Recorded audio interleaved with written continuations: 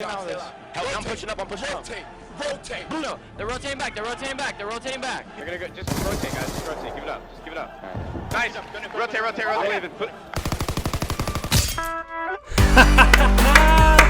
Woo! Call of Duty is back, baby! Greetings and welcome everyone to the Rotation Podcast. It's your boy Z-Hack, and we have a jam-packed show for you today. So I'm gonna hop right into some First Blood, and that excitement, that was true, that was authentic, that was me. First Blood, we're talking about it. Call of Duty is back.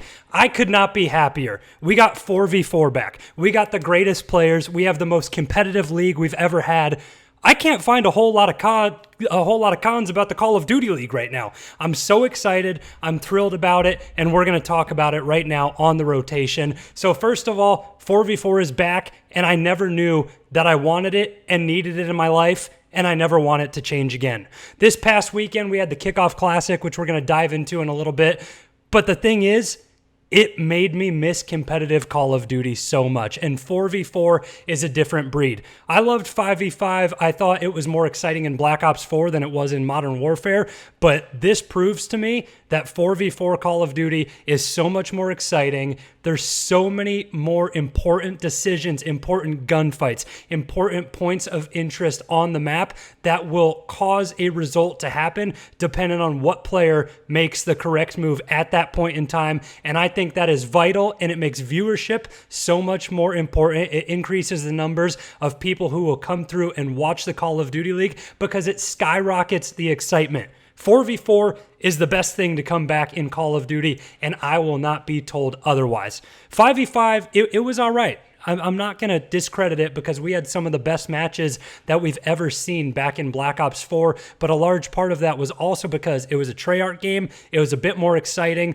We had streaks, we had specialists, so those are so many more elements that are implemented into the gameplay that could factor into teams winning or losing. Pop Tempest at the right time, use your grab slam at the correct time. You got streaks, call those in, and that makes or breaks a game. That can win you a hard point or that can win you a control, which we'll get into in a second. But 5v5, it was kind of bland. It's a lot of pointless gunfights. It's a lot of throwing your life away and you're not punished by doing something. To whereas 4v4, if you make the wrong move, you're screwed. We're lucky to have it back. I am loving Cold War so far. We were plagued with a year of domination. I'm going to come out and say it. That is the worst game mode possible that we could have had in the rotation for Call of Duty Modern Warfare last year. Domination was boring. We knew teams were going to win a match, and we still had to play it out. We knew that you could not even triple cap for the rest of the time and win a domination match, yet us as viewers were forced to sit there and just have to hold our eyeballs open like this, like put clothespins on them to watch domination. That was a game mode that plagued us, and now Control, I'm going to go out and say it, the greatest game mode of all time is back. Control will make or break teams this year in the Call of Duty League. You can mark my words. We've talked about Hardpoint being so important in the past. Uplink was the other respawn in Jetpacks, which was also just as exciting as Control in my opinion. But Domination wasn't doing anything. It didn't really make or break a team. It was like, all right, let's go out, win 2 Hardpoints. If we steal the Domination and the search, great. But if you win 2 Hardpoints, you have a good shot at taking a search and winning it. Control is the swing map now. It's going to be so important. It's a beautiful medley of finesse, aggressiveness, and just all-around strategy that the teams have to bring into their play style to make it work. And like I said, this game mode will be the most important and the most prominent in the Call of Duty this season. I think Control is so great to watch. Chance and Miles did a great job casting it and making it exciting. And we had it go to round 5 a couple of times that we saw in the Kickoff Classic weekend. And what's better than that? You get round 11 in S&D, a 250 to 244 hardpoint, and a round 5 Control. I mean, we are due for an exciting year of competitive Call of Duty, and I can't wait for it to get started even more because some people, they were talking about the Kickoff Classic as glorified scrims. It didn't mean anything. I beg to differ, but we're going to get into that here in a second. That was my First Blood take, but now it's time to hop into the Barracks news and notes from around the league.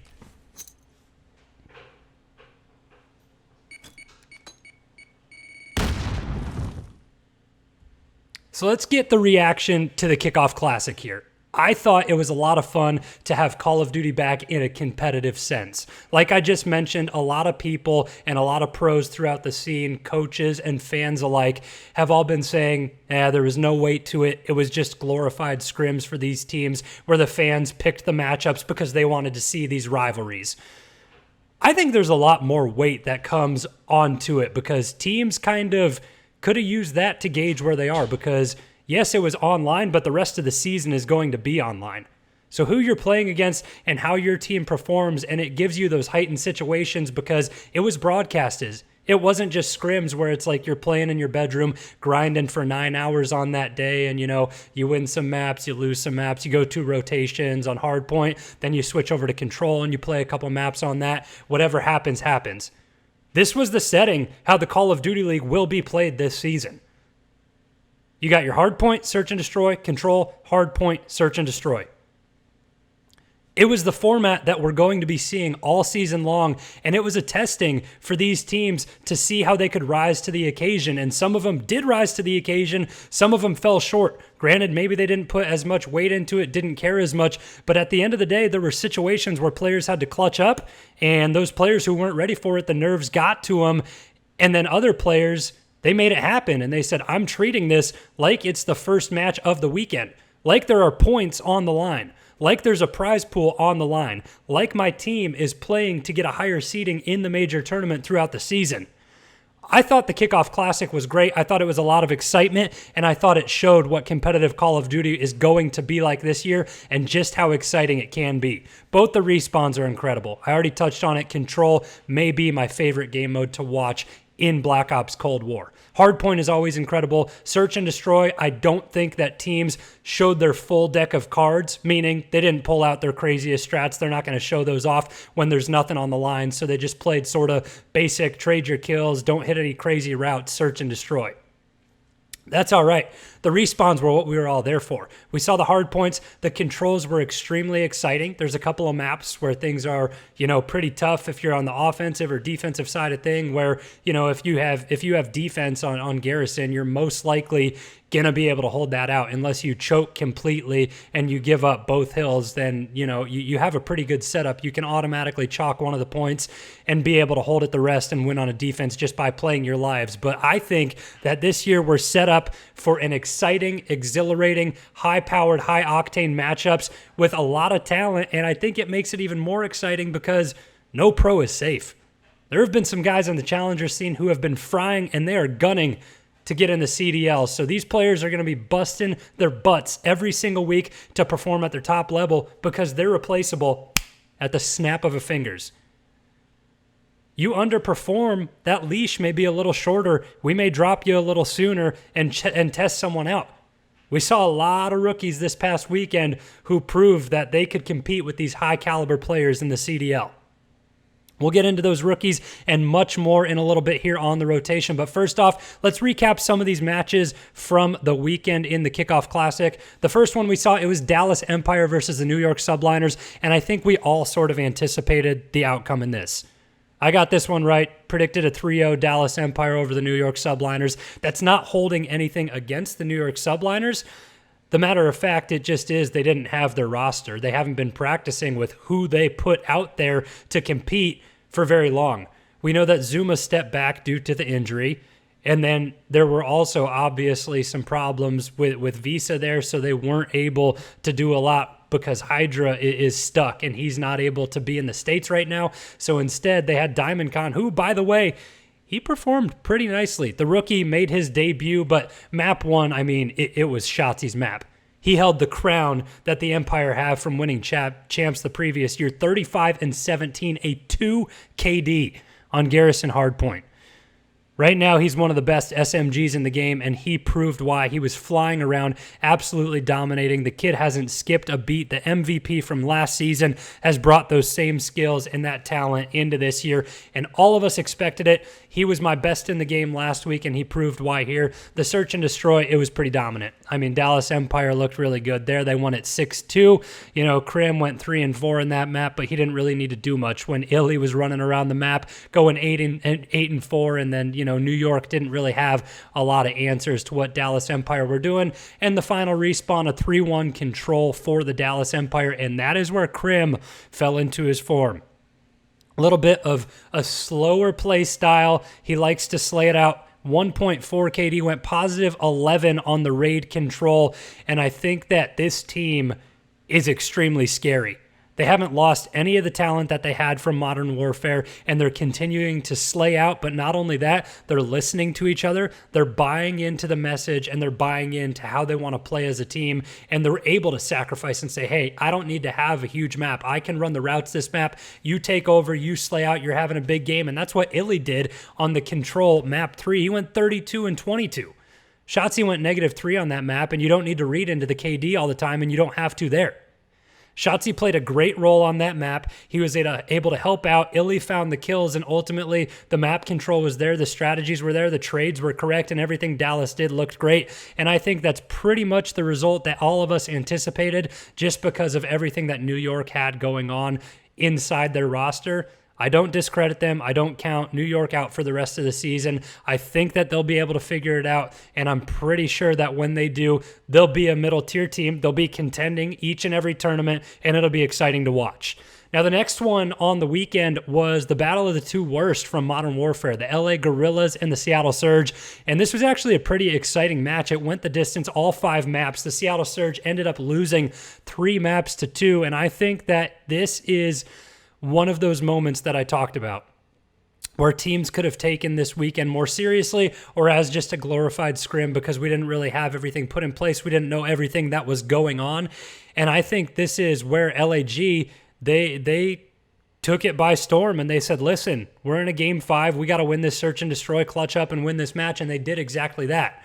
I think both these rosters are a little bit underrated, and myself included. I didn't have a lot of love for LAG at the beginning of the season, but I also, you know, you got to take into account that Apathy, he's a 4v4 stud. Silly has been in the past. Vivid is one of these fresh young talents who has proven himself from Modern Warfare, and now it's time to see what he can do throughout Cold War. I'm excited to watch LAG this year. Assault just caps it off, and they have a very good squad on paper. I'll be the first one to admit to it. I got to hold myself accountable. I discredited them in my power rankings to start the season. They looked really good in this matchup. As for the Seattle Surge, the talent is there on the roster. It's good to see Gunless back in competitive. Looney has been one of the greatest 4v4 players of our generation. Octane, you don't even have to speak about LaRue. Everyone knows what he's capable of and the amount of slaying power he brings every time he comes onto a map and the X factor that he is. You don't even have to talk about the guy. And then Pristini, the kid who plays with his emotions, and he can destroy you or he can have a really bad game. What it's going to be for Seattle, in my opinion, that makes or breaks them is the personalities. If they can all buy into the message together, listen to one another, and be able to mesh with one another, I don't know who can stop them once they catch their stride and get halfway through the season, figure out the game, and figure out everyone's role.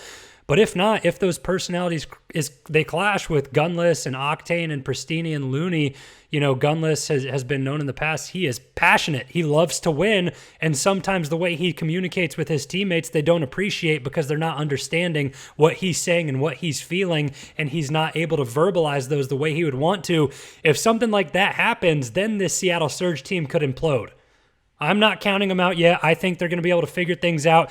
That matchup was very exciting. It was a lot of fun to watch. There was a close control, 3-2 in the game 3, and then the hard point on map 4, 250-234.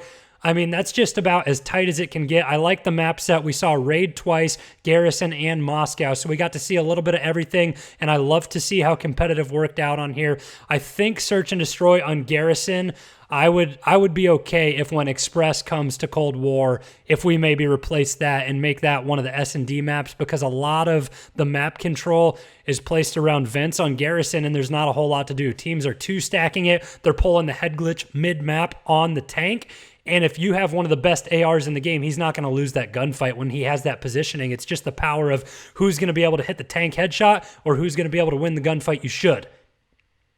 So I think there's some arrangements that could be made to get a little bit better search and destroy play style, and that starts with maps. Maybe we can counter some things, change the map set, but other than that, this game is playing incredibly well, and I really like to watch that series. There were a couple exciting map 5s that we got to see, and then of course the hyped up matchups with the storylines were the ones that went 3-0, the clean set, the clean sweep. We saw Empire, they 3-0'd the New York Subliners, which we just talked about, and then LAG Seattle Surge went the distance. Another one that went the distance, FaZe Clan versus the Mutineers. This one I love to watch, and I know I had the Mutineers as one of my top tier teams, but they surprised me, and they played hot. Even Crowder said it, the coach for Atlanta FaZe. He said they looked really good. Skies and Awakening don't get enough credit from the normal mainstream media. I've been on Skies since all of last year and even a little bit before that. He is disgusting. He shoots just as well as anybody in the game, and his intel and the intangibles that he brings, they're showing up more and more on the stat line, in the score sheet. When they win the close maps, Skies is one of the best assault rifle players and one of the best players in Cold War, and he has been one of the best players in the CDL for the past season and now transitioning into this one. Him and Awakening are both disgusting, and I talked about a little bit ago, I need to hold myself accountable when I say something. I thought it was a bad idea to bench Havoc. Neptune, I salute you. You proved me wrong, my friend. You came out here, these Halo kids are disgusting. We see it with Shotzi, and now Neptune has an incredible first series of his Call of Duty career, and it looks like Florida made the right decision. It went the distance. Atlanta still looked good. They were sloppy in areas. There were minimal mistakes on every map that I think added up to their losses. Their search and destroys, Crowder didn't like how they looked. They said that they made a lot of big mistakes and were giving away life advantages and things of that nature, which I agree with in the search and destroy. But nonetheless, the Florida Mutineers looked really good. And I think there's someone that we're going to see shift towards the top tier teams, and they're going to be competing week in and week out at every event. I like the Florida Mutineers this season. We saw it. It went the distance. They were able to take down Atlanta FaZe 3-0. I'm excited to watch them, especially Neptune, for the rest of the season. The next 3-2 that we had, and this was my perfect Sunday, of course. I made some great predictions, if I do say so myself. Paris Legion versus the London Royal Ravens. This was a tough situation. There were some guys playing on high ping here who were stuck in London, and this matchup, we may not take it for its face value and what it was, but I think both these teams on paper, they're going to be pretty exciting to watch. Scraps, Fire, Aqua, and Classic, they're a pretty well comprised roster for Paris Legion. I mean, any team who has Matty Marshall, in my opinion, that's a team that can succeed. And now they get one of the young guns, Fire, and he's just proven himself as well. He had an incredible first series, in my opinion, got the cobwebs out, shook it off, and made his name. He showed what he could do, and we'll see how he can take it through the rest of the season. The Royal Ravens, Dylan, Zero, Shawnee, and Alex, same thing. On paper, they were a really good squad back in Modern Warfare. We saw them hit their stride throughout the end of the season and towards champs, and they were struggling with those problems where they had to play on the higher ping as they were caught out. So this one I don't really take for face value. It was a close matchup, and I think it would have been if we were on LAN or on a good server. Regardless, Paris Legion, they took it 3-2. At the end of the day, I'm just excited to have Call of Duty back. These were incredible matches. These were fun to watch. The next one also went the distance. My team, who I think is going to be the dark horse this season and has an opportunity to win champs, the Minnesota Rocker. They took on the Toronto Ultra. They were able to win this series, went the distance again, 3-2, and this is some of the best 4v4 players on planet Earth. I don't know how Minnesota Rocker got away with the roster that they did. It was highway robbery for them to be able to get Major Maniac and Priesta, let alone to find accuracy and attach? I am mind blown. Accuracy was disgusting in World War II. We know that TK roster was absolutely dominant throughout the entire game. Attach is the youngest champion ever in Call of Duty. And then Priesta and Major Maniac, they're just two young gods on the map. This roster is one of the best in my opinion, and they proved why. They took the victory. But Bance, he was another one for Toronto. He made a name for himself yet again. I thought at the beginning of the season he was going to be the weakest link on the Toronto Ultra, and then what does he do? He says, screw you, Z-Hack. I'm going to go out first map 37-22. It's good to have you. It's good to have you back, Vance. Your days on Splice, they were some of the best. I loved watching you then. I didn't think you had the best season back in Modern Warfare, and now you come out swinging in Cold War. The final matchup of the Kickoff Classic, it was one of the fan favorites, the one that everyone wanted to see, the biggest quote-unquote rivalry, even though I talked about it on last week's episode. Really wasn't that big of a deal storyline-wise. The only thing between it was the fact that Nadeshot, former player for Optic Gaming, Hex kind of has given him advice, and now he's gone out on his own and is the CEO of LA Thieves.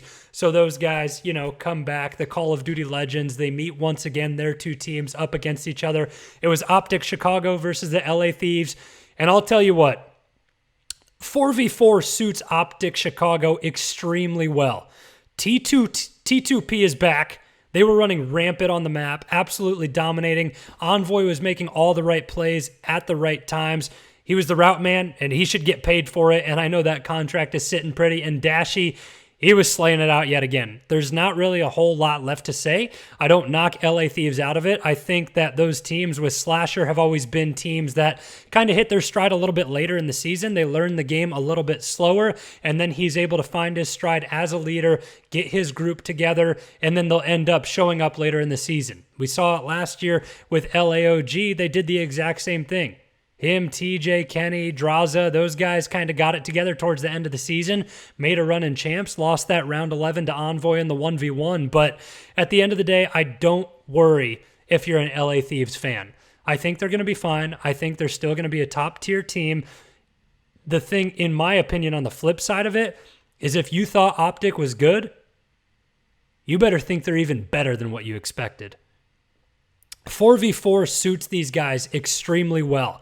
Scump and Formal are back, and they are in the best position possible. They have the best team they've had in years. Since they won champs at Infinite Warfare, they've been kind of on the decline, and now they have 4v4 back. The chemistry is back. The team is loving one another. The thing with these guys is what happens when you start losing. Can Optic Chicago be good enough and have their personalities in check, not let their egos get in the way, and be able to take defeat? It's about how you handle adversity. Everyone's happy when they win. Of course they are. You're winning. You're dominating everyone. How are you not going to be happy?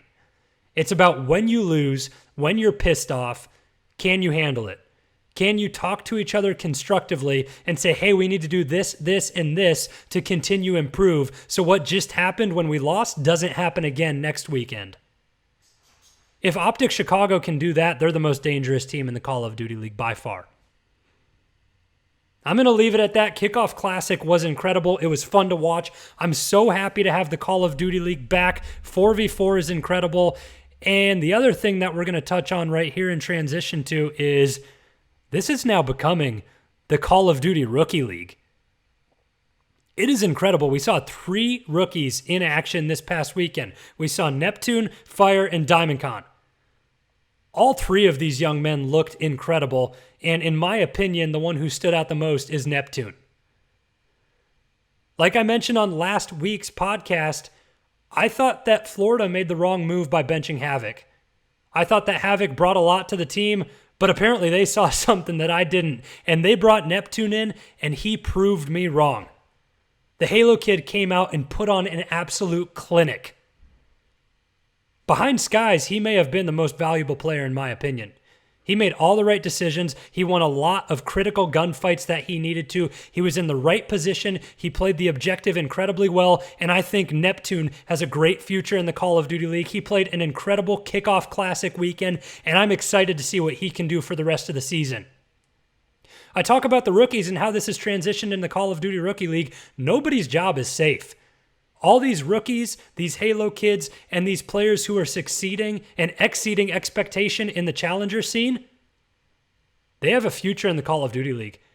As soon as players underperform on any given roster, they're not safe. If you're in the Call of Duty League, you've been around for 8 years, you're a savvy veteran, and you're underperforming, guess what? Paul X is waiting to take your spot. Zaptius is waiting to take your spot. Haggy wants to get back in the league. Ake wants to get back in the league. And guess who else? John, the legend, the Call of Duty beast. It's been announced that he's back, he's competing, he's posted screenshots going double positive on Checkmate Hardpoint. John or Paul X are going to be the first two to come back into the CDL in my opinion. Well, not come back for Paul X, but come into the CDL. And for John, he'll be the first one to come back other than Haggy, because it's been rumored that Haggy may already be back. I think it's with the Royal Ravens. But if Haggy doesn't come back, I guarantee John will be the first one back competing. Nobody's job is safe. Everyone better play at their peak potential, or else someone is going to replace them, because there are a lot of hungry young players to come out into the Call of Duty League, and I want to see some of this young talent, baby. I want to see some of these guys take over roster spots, and I want to see the transition and have them with the fire lit underneath them and say, I'm gunning for you, Scump. I'm gunning for you, Formal. If I get the chance to play against Crim 6, if I have the chance to play against Clayster, I want to prove that I'm just not some young gun, this up-and-comer who's gassed too much and is not that good. I want to dominate the map. That's the attitude that these young players have, and I'm excited to see a lot of them get their chances. Now let's talk about the broadcast in general from this past weekend with the Kickoff Classic. I thought it was a lot of fun to watch. I clap to you. Cheers, Chance and Miles. You two did incredible. Don't listen to the toxic Call of Duty chat because, a lot of these people, they're just disgusting. They're jealous of where you are. You guys are both incredible casters. The broadcast for the CDL is shaping up to be incredible so far. It was good to see Mr. X back. I can't wait to have Maven and Joe back on the cast, Lottie and Nameless. It was an all-around team effort, and the broadcasts are looking incredible. The other thing now is viewership is going to skyrocket because there's incentive. We saw the other week, Fwiz dropped it, that it's been implemented that drops are coming for those viewers who are watching the Call of Duty League for a certain amount of time. They're going to get stickers, they're going to get calling cards, they're going to get emblems, but let's be honest. Do you know how many more players we can bring to the Call of Duty scene? How many more eyeballs we can have on the Call of Duty League if all you guys did to incentivize viewership was give camos? That's it. If you had CDL camos for guns or something sweet that says like Stage 1 Playoff, Stage 1 Major, and put that on a gun or a flashy calling card. I know we're doing calling cards, but everyone wants the camos. If you put that out and say, hey, you have to watch 40 hours of Call of Duty League this season and you'll get this camo, you'll get the team camo where you can customize it, how sick would that be? If I have to watch 40 hours of the Call of Duty League this season and I get to put on a Minnesota Rocker camo on my gun and write Z-Hack on the back of it, do you know how many eyeballs you're going to bring to the Call of Duty League if you do something like that to incentivize viewership? Last year was sick. We gave away free CDL swag. We gave away burritos. We can step it up this year. I want to see camos. I want to see customizable things for fans. And I want to see things from each major. I want it to be different. We can get artistic. We have a team. We can get right on it. Let's make the Call of Duty League the biggest esport ever. Let's make it bigger than CSGO, bigger than Valorant, bigger than League of Legends. We have the tools to do it. We have the personalities to do it. Let's make it happen. Second to last topic that we're going to talk about today is the groups are here, and I'm going to come through and sort of explain how the stages and everything like that works. So let me go ahead and get this up for you real quick. Pop this over, switch it up on OBS, and we're going to bring up the groups. So the drawings came this past week. I thought it was really cool how everything went down on the broadcast. Essentially what happened was there was captains and a rotation, and teams started in each pool, or each group rather, Group Alpha and Group Bravo, and they got to pick which teams went into the opposite group. So this gave people like Hastro, Hex, Clayster, Octane, Arcides, all these guys were the captains to represent their team. It gave them the opportunity to sort of pick the storylines and pick the rivalries that go on throughout the season. So On your screen here, we have the two groups. Let's talk about Group Alpha first. Dallas Empire, LA Thieves, Minnesota Rocker, Royal Ravens, New York Subliners, and Seattle Surge. Then switching over to Group Bravo. Well, that's everybody that's left, so if you don't know your Call of Duty League teams, I'll lay it out here for you. Atlanta FaZe, Optic Chicago, love the rivalry. Florida Mutineers, Toronto Ultra, LAG, and the Paris Legion. At first, I thought Group B was, a lot of the better teams, and we were going to see a lot of the crazier matchups, and it was going to be tougher for these teams to win more and make their names. But now that I look at it and dissect the rosters, there's going to be a lot of fun matches to watch. Dallas, LA Thieves, Rocker, and I think Seattle Surge and even Royal Ravens, when New York gets it together and figure out their roster, there's going to be fireworks in Group A. Group B, Atlanta FaZe, Optic Chicago, Florida Mutineers. That's probably 3 out of the top 4 teams in the Call of Duty League, maybe 3 of the top 5, because I throw Rocker up there in the top 3 or 4 in my opinion. But regardless, those teams are disgusting. Toronto Ultra, Kleenex, Cammy, Bance, and the man himself, Zinni, the king of chicken parm methods. That's a disgusting roster. LAG, they proved themselves. They have a roster set up for 4v4. And then Paris Legion, we talked about it. Whenever you have Matty Marshall on your team and now the young gun Fire, it's incredible. And these groups are going to be so much fun to watch. I can't wait to watch more Call of Duty this season. I'm going to take these groups off the screen now. We're going to get my pretty face back on the camera, and I'm going to dissect how everything will work this season. So how everything is going to go down, they're going to have those two groups. And the home series have been switched over to quote-unquote stage matches this season.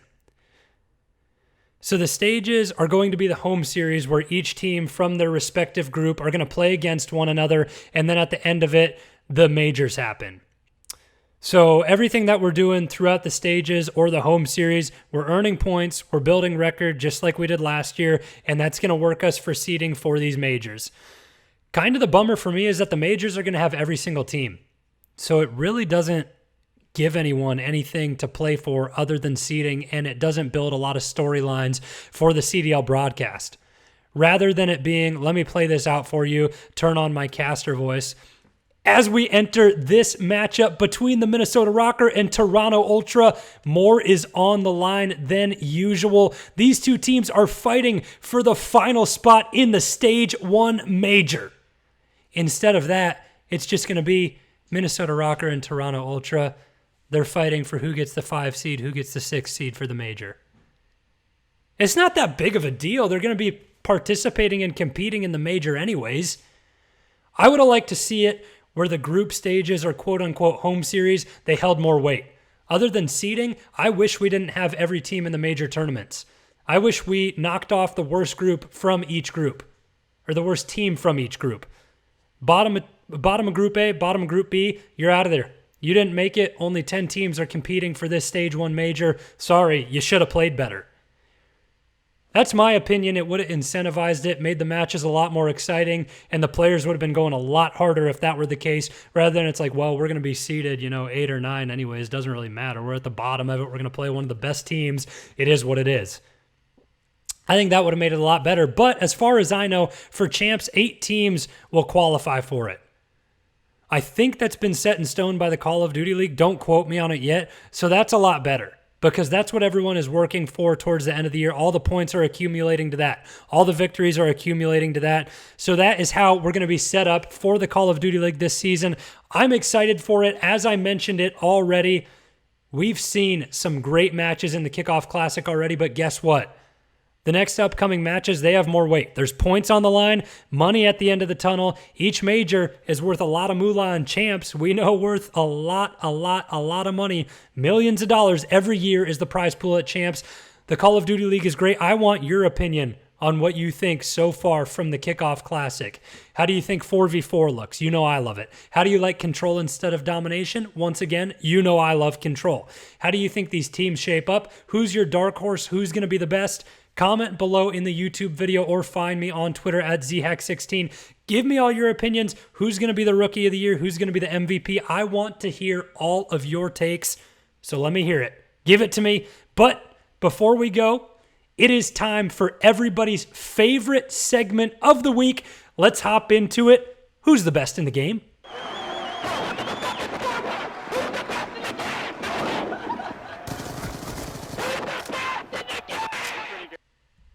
You guys already know who the best in the game is, in my opinion. It's the man himself, Formal. He is a different breed, and let me tell you, Texas Formal elevated his game from here to through the roof. T2P are back, baby. Formal and Scump are feeding off one of each other, and it's just setting up Formal for success, baby. He is the best AR, let alone the best player in Black Ops Cold War after this first weekend, in my opinion. Somebody get this guy a piss test. I don't know what he's been doing in the offseason, but he looks absolutely incredible. Formal is the best in the game. He even tweeted it today.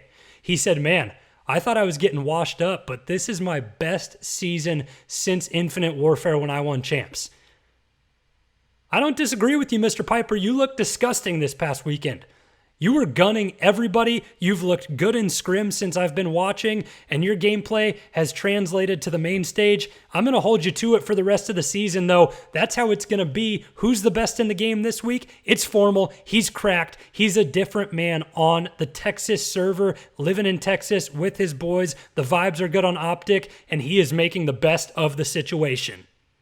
That's everything I got for you guys this week. Thanks so much again for tuning in to the Rotation Podcast with Z-Hack. Make sure you guys reach out to any of your friends. If they just play Call of Duty and they don't know about the Call of Duty League, send them over to the podcast.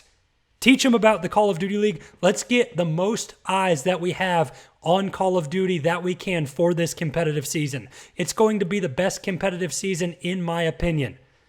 Share the podcast on Spotify, Apple Podcasts, on YouTube at Zach Warhack, or you can search up The Rotation Podcast with Z-Hack. That's how you find it, The Rotation with Z-Hack on Spotify and Apple Podcasts, or you can find it on YouTube. Make sure you reach out to me. Tell me what you think on Twitter at ZHack16. That's ZHACK16. Let me know what you think. I love you guys. Thank you all so much for tuning in. We're going to be doing this all season long. I'm so excited for the Call of Duty League. I hope you are too. Until next time, peace.